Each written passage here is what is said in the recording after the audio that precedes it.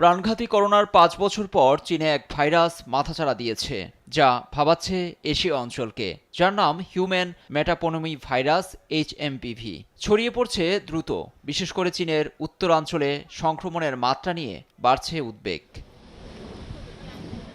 চীনের রোগ ও নিয়ন্ত্রণ প্রতিরোধ কেন্দ্র একে ইনফ্লুয়েঞ্জা বা ফ্লু ধাঁচের ভাইরাস উল্লেখ করে তার দেশের উত্তরাঞ্চলে মারাত্মক আকার নিয়েছে বলে সতর্ক করেছে। HMPV প্রাণঘাতী কিনা তা স্পষ্ট করেনি বেইজিং, তবে সব বয়সী মানুষকে সহজেই কাবু করতে পারে, বিশেষ করে শিশুদের, ফলে জনস্বাস্থ্যে বাড়ছে উৎকণ্ঠা। চীনের সামাজিক মাধ্যম একে জটিল হিসেবে বর্ণনা করেছে। দেশের অভ্যন্তরে এ নিয়ে কিছু একটা লুকোচুরি চলছে, যদিও চীন এ সংক্রান্ত জরুরি স্বাস্থ্য অবস্থা ঘোষণা না করলেও গভীর দৃষ্টি রেখেছে বিশ্ব স্বাস্থ্য সংস্থা। কেননা 2019-এর ডিসেম্বরে উহানে যখন করোনা ভাইরাস ছড়িয়েছিল, সে সময় কিছুদিন লুকোচুরি করে শি জিনপিং সরকার। পরিস্থিতি নিয়ন্ত্রণের বাইরে গেলে ভুগতে হয় পুরো বিশ্বকে।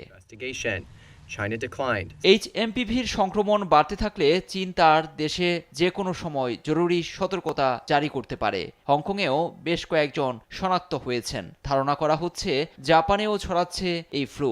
শনিবার দেশটির সংবাদ মাধ্যমে জানা গেছে, গত এক সপ্তাহেই প্রায় 1 লাখ ফ্লু রোগী শনাক্ত হয়েছেন, যাদের 5,000 মানুষ হাসপাতালে চিকিৎসা নিয়েছেন।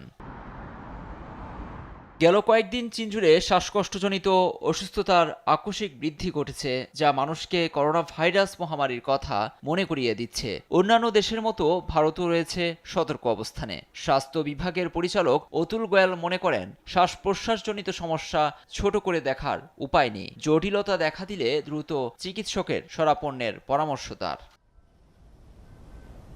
লুৎফর কবির, নিউজ ডেস্ক, দেশ টিভি।